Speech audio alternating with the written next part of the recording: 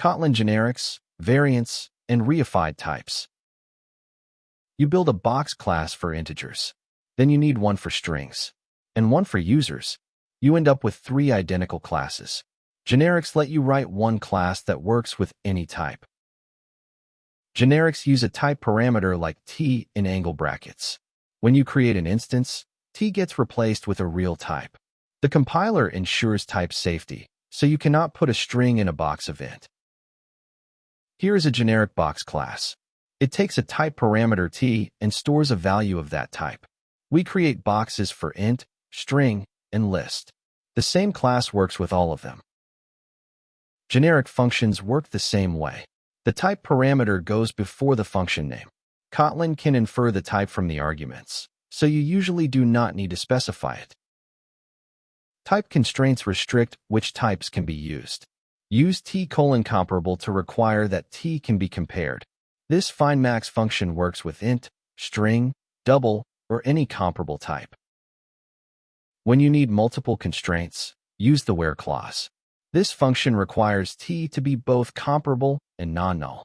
The where clause goes after the parameter list. You can create generic classes with constraints too. This sorted list only accepts comparable elements. The constraint ensures the sort method works correctly for any type you use.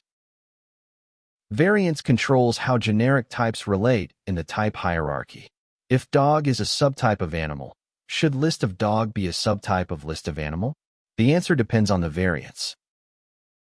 The out keyword makes a type covariant. It means the class only produces t, never consumes it. Without, producer of dog is a subtype of producer of animal. Kotlin's list uses out. Here is a producer interface without t. Dog producer creates dogs. Because of out, we can assign a producer of dog to a variable of type producer of animal. The type flows upward.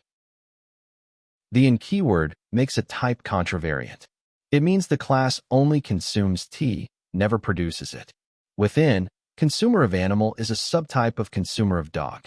The direction is reversed. The simple rule is this. Use out when the class only produces t, like list and producers. Use in when the class only consumes t, like comparators and consumers. Star projection uses the asterisk symbol. List star means a list of some type, but you do not know which. Items come back as any nullable. Use it when you do not care about the specific type. Normally, generic type information is erased at runtime. This is called type erasure. You cannot check if a value is t inside a regular generic function because t does not exist at runtime. The reified keyword with inline keeps type information at runtime. You can check if a value is t and filter lists by type.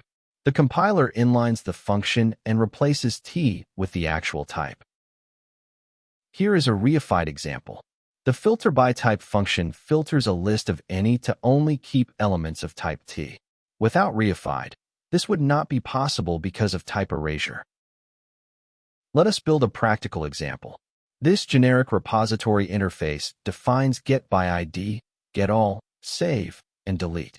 The in-memory repository implements it and works with any type, from task to string to user.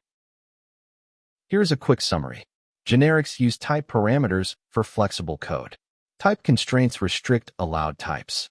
Out is for producers, in is for consumers. Star projection ignores the type. Reified keeps types at runtime. If you like this video, hit the like button and subscribe for more tutorials.